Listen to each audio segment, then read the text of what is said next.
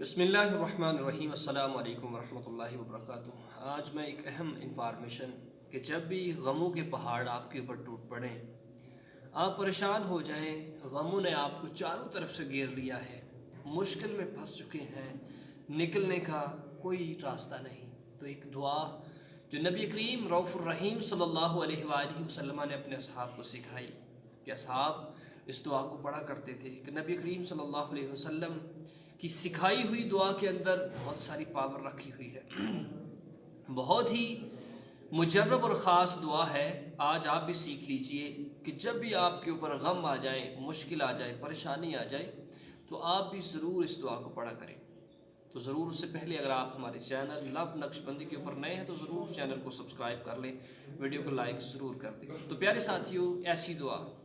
کہ نبی پاک صلی اللہ علیہ وسلم کے بتائے ہوئے ہر عمل کے اندر اتنی پاور ہے کہ بندہ سوچ ہی نہیں سکتا کہ وما ینطق عن الہوا،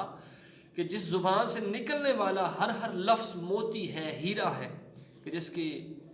جس کو اللہ جل شانہ نے اپنا محبوب ارشاد فرمایا، اس کی زبان سے نکلی ہوئی ایسی دعا کہ جب آپ کے اصحاب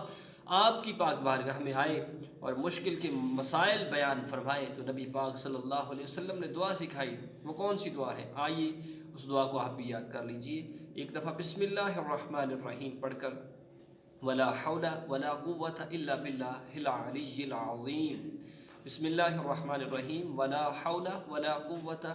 الا باللہ العلی العظیم، اس دعا کو پڑھا کریں، انشاءاللہ اس کی بہت بڑی فضیلت ہے۔